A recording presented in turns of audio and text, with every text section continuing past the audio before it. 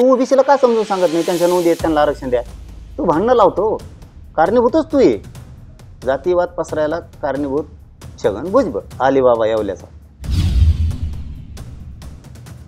तो गावागावात भांडणच लावलेत ना पुरे. तो केलंच काय? मराठ्याच्या नोंदी असून तू विरोध करतो म्हणल्यावर त्याला भांडणच लावणं म्हणतात ना. तू ओबीसीला का समजून सांगत नाही त्यांच्या नोंदी आहेत त्यांना आरक्षण द्या. तू भांडणं लावतो, कारणीभूतच तू ये. जातीवाद पसरायला कारणीभूत छगन भुजबळ अलिबाबा येवल्याचा. कोर्टात काय निर्णय होईल, कोर्टात काय निर्णय मिळेल तो आम्ही मान्य करू. हैदराबाद गॅसेट संदर्भात ते बोलले. त्याचं काही खरं नाही, लय लबाडी दे. तू मध्ये जाय आता, बेसन खाऊन जरा 10-5 वर्ष. तो जाय मध्ये, आता जेलमध्ये जायचं त्याला थोडे दिवस. तुम्हीच बातम्या करता. मोठमोठ्याला जाती घुसल्या, 95-96 घुसल्या नाही का? तेव्हा झोपले होते की हे छगन भुजबळ स्वतःला ओबीसी नेता म्हणतो. 95-96 आरक्षण दिलं गेलं, भरत्या केल्या, त्यावेळी झोपले होते तुम्ही. तेव्हा नाही वाटलं तुम्हाला कमी होईल म्हणून. आमचं तर ते काय आहेत, आता देव ब्याला तर रोखू शकत नाही, कारण ते आहेत सरकारी नोंदी. आणि सरकार कसं काय जे आर रद्द करते काय करतं बघतो ना. नुसतं हात तलावा जे आरला मग सांगतो तुम्हाला. आणि आता पश्चिम महाराष्ट्राचं बी लगेच येणार आहे आठवडाभराच्या. सातारा संस्थान, कोल्हापूरचं संस्थानचं गॅजेटियर, पुणे अंश संस्थानचं सगळं येणार आहे. पश्चिम महाराष्ट्रातले सगळे मराठी आरक्षणात जाणार आहेत. काय आमच्या नोंदी आहेत, काय करणार तू? सगळं काँग्रेसचा देवारा करून ठेवला तो आता छगन भुजबळचं ऐकून. जी आर रद्द होत नसतो, जी आर रद्द झाल्यानंतर आम्ही आमचा पुढचा डाव टाकू असं देखील तुम्ही म्हणाले. टाकणारच आहे. मी आणखीन बघतोय 4-5 दिवसात मला सगळी लिंक लागन. ही जाळ कोणी दिशीला आहे, कोणी पसरेला आहे, हे कोणी षडयंत्र रचलंय, ओबीसीचे नेते कोण कोण एकत्र यायला लागलेत, तेही आम्ही बघायलो. काय करायलेत, कसं करायलेत, काय बोलायलंय, कोण का बोलायलंय, याच्यातला कोण कोण मराठीच्या मताच्या जीवावर मोठा झालेला आहे हे बघतो. आता त्यांचा बीडला बी काहीतरी आहे, त्या दिवशी दिसना मला कोणचे ओबीसीचे नेते जातात, कोणत्या गावातले जातात, कोणत्या जातीचे जातात. आमच्या लक्षात येईल ना, आम्हालाही कळणं गरजेचं आहे. आपल्यात राहून आपल्या विरोधात आपल्या लेकरा बाळाला मिळू नये असा कोण आहे आम्हाला माहित झालं पाहिजे ना. पंचायत समितीचा कोण आहे, सरपंच कोण आहे, जिल्हा परिषदचा कोण आहे, नगराध्यक्ष कोण आहे, सभापती कोण आहे, आमदार माजी आमदार कोण आहे, मंत्री कोण आहे, दिसलं पाहिजे ना.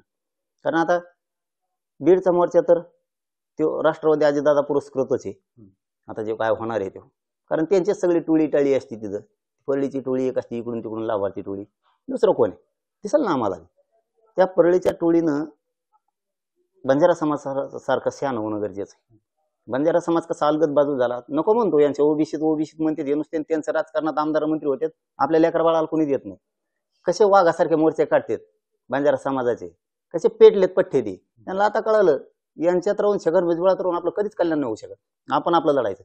तसं धनगराने आपण आपलं लढलं पाहिजे. धनगराचा हे वापर करून घेतात मोर्चापुरतं, बाकी काहीच नाही.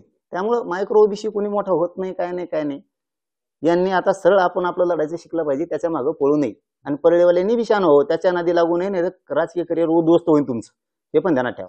आजचा नागपूरचा मोर्चा हा राहुल गांधी यांच्या सांगण्यावरून काढला गेला असं पण म्हटलं. हो, त्याचे टप्पर आहे का मग राहुल गांधीच्या पुढे जायची? तो कसं काय थांबत नाही? आणि त्याला काय गरज होती मोर्चा काढायची गरजच होती त्याला. इथून मागं आरक्षण कमी झालं तेव्हा कुठं झोपला होता? हे पण गोरगरीब ओबीसीने प्रश्न विचारा ना आपण आपल्या ओबीसीच्या नेत्याला, की आपण 32% होतो, 27% कसं काय झालं? कम होऊन दिलं तुम्ही. 27% 19% कम होऊ दिलं काय? 32% राहू द्या, सगळे सारखेच भाऊ म्हणता ना तुम्ही एकमेकाला. ओबीसी भाऊ म्हणता ना, वेगळे कसं काय होऊन दिले? तुम्हाला झालं 19% खाली आलं, तेव्हा कुठं झोपले होते तुम्ही? हे विचारलं पाहिजे. गोरगरीब ओबीसीने आणखीन विचारलं पाहिजे, तुम्हाला मराठ्यांचं एवढं दुःख आहे तर आता 100 जाती घातल्यात ह्या वर्षात, कम जाऊन दिल्या तुम्ही त्या. मग मराठ्याचा तर हक्कच आहे, त्यांना काय मिळू नये? मराठा आरक्षणाला राहुल गांधी विरोध करतात असं म्हणणं आहे. हा, 100% काँग्रेसचा सुपडा साफ करून घेणार ते राहुल गांधी. त्याला नाविलाज आहे आमचा. कारण ह्यो वडंटीवार साहेब छगन भुजबळचं ऐकून त्याच्या आहारी गेलाय. आणि मग आता छगन भुजबळचं ऐकायचं म्हणल्यावर काँग्रेसचं देवारच होणार इथं, 100% होणार.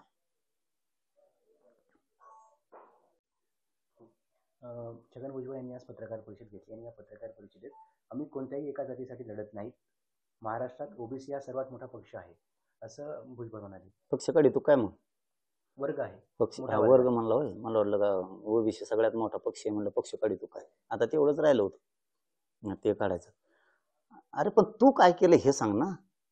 ओबीसी साठी प्रवर्ग मोठा असू दे, ओबीसी नाही लहान असू दे, तो काय केलं? तो कोणत्या सुताराला, कुंभाराला, लवाराला, एखाद्या घिसाड्याला, पारद्याला, भिलाला, लमाण्याला, धनगराला, तो एखाद्या रजपुताला, कायकाड्याला, वडरी समाजाला, सोनाराला, आणखी न्हाव्याला सुधरिलं का? एखादा दाखवून असा महादेव कुळी नाही. मग कोणत्या प्रवर्गाला मोठं केलं तर एखादा दाखवून तो ओबीसी साठी आता बहुत काय केलं? तो एखाद्या दुसऱ्या जातीतल्या लोकांना आरक्षण मिळू दिलं, मायक्रो ओबीसीला मिळू दिलं नाही ना. आणि मग तू कोणता नेता? तो लाभार्थी थोड्या माळ्याचा फक्त नेता आहे, सगळ्या माळ्याचे संबंध. गावागावात माळी खूप चांगले आहेत, हे टोळ्या आहेत फक्त, लाभार्थी टोळ्या. आणि हे आता ओबीसीच्या लक्षात आलं, यांच्यापासून आपला काही फायदा नाही. फडणवीस म्हणाले ओबीसी या भाजपचा डीएनए आहे आणि ते खरं आहे. आम्ही कुठं नाही म्हणतो, ते म्हणते ना तसं, काय अडचण. आम्हाला मात्र आरक्षण पाहिजे, बाकीचं शानपट्टी करायचीच नाही. आणि ते बी ओबीसीतूनच पाहिजे, जे आरला धक्का बी लागू देणार नाही. मग त्या दिवशी सरकारला दाखवी जे आरला धक्का लागला. मराठ्यांच्या ईडब्ल्यूएस आरक्षणाला आमचा विरोध नाही. आणि मग हे काय चालू आहे? विरोध नाही हे का तू आरती करतो काय, गणपतीची आरती केल्यासारखी? विरोध नाही हे काय, मोर्चे काय साठी येत? मग त्याने पक्क मराठ्यांना दुश्मन समजलेलं आहे. ते हमेशाच वैऱ्यासारखा मराठ्यांशी वागतो. मराठ्यांच्या पोरांचं जितकं वाटलं होईना, समाज जितका संपल, हेच काम छगन भुजबळ आयुष्यभर करत आलाय आणि ते आयुष्यभर करत राहणार. ते ओबीसीला आणि मराठ्याला गावखेड्यात कधीच एक होऊ देणार नाही. तो कधीच समजून सांगणार नाही. उलट त्याचं हे वय आहे आता छगन भुजबळचं, की या वयात त्यांनी असं सांगितलं पाहिजे प्रेसच्या माध्यमातून, बाबांनो मराठ्यांच्या जर सरकारी नोंदी सापडल्या, दस्तावेज सापडले, तर मराठ्याला आरक्षण दिलं पाहिजे. मराठ्यांचे लेकरं आणि ओबीसीचे लेकरं काय वेगळे नाहीयेत, या भूमिकेत त्यांनी उतरायला पाहिजे. पण त्याला माहिती मराठ्यांच्या नोंदी सापडल्यात म्हणल्यावर मराठा आरक्षणात जाणार आहे. पण मग आपल्या राजकारणाचं काय? मग ते ओबीसी मराठा वाद लावायचा आणि ते राजकीय फायदा उचलायचा. एवढंच काम छगन भुजबळ करतो. पण मी काय त्याला यशस्वी होऊ देत नाही याच्यात.